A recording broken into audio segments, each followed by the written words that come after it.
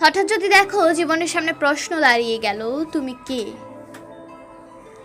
দৃঢ় চিত্তে বুক টান করে দাম্ভিক কণ্ঠে শির উঁচু করে যদি বলে দিতে পারো আমি মানুষ, তবে তুমিই হবে কাণ্ডারি, তুমিই হবে আগামীর মিছিলের সামনে থাকা মশালবাহী সেনা। বলতে পারবে তুমি মানুষ? তুমি অন্যের কষ্টে কাঁদো, তুমি কি খুব করে অনুভব করো তোমার পাশের মানুষের আকুতি, অথবা যে তোমার প্রতীক্ষায় থাকে তুমি তার কাছে ঋণগ্রস্ত নও? আমি দেখি সামনে থাকা মানুষগুলো বেশিরভাগই অথর্ব, বক্তব্যের মুখে লালা ছিটিয়ে অ্যামিবার মতো বিষ ঢালে অন্যের অধিকারে। বেশিরভাগ চোখের আড়ালে দেখি রক্ত মাংসে মানুষের অবয়বে পশুর আচরণ, অস্পষ্ট নিদারুণ সত্ত্বে চাপা পড়ে তাদের ভাষণ।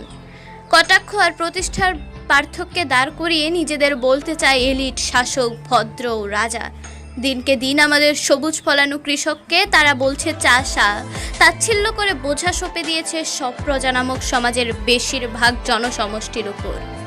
চলছে তো, চলে চলে আজ যেখানে গিয়ে মঞ্চে এসে তারা নিজেদের মানুষ বলছে, সেখানে ঘৃণা জানানোর জন্য দাঁড়ায় হাজার হাজার মজুর, কালের শ্রমিক, ছাত্র জনতা, বৃদ্ধ আর ঘরহারারা। তা দেখে ওরা ভাবে অনেক এসেছে, এবার আমিই দলনেতা। আমার প্রশ্নটা ওখানেই, তুমি নিজেকে মানুষ বলতে পারছো তো? যদি না পারো তবে জেনে রাখো, মিছিল, মিটিং, জনসভায় তোমার প্রতি হাততালিগুলো তোমার শোষণের শৃঙ্খল শেকলে শেকলে আঘাত লেগে লেগে অধিকার আদায়ের প্রতিধ্বনি শব্দতা।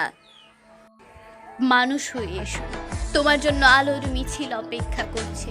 মশালটি ধরে তুমি সত্যের শক্তি জেলে দেবে বলে প্রশ্নহীন দ্বিধাহীন ভাবে তোমাকে চাওয়ার জন্য জনতা মিলিত হয়েছে বিজয়ের মাঠে।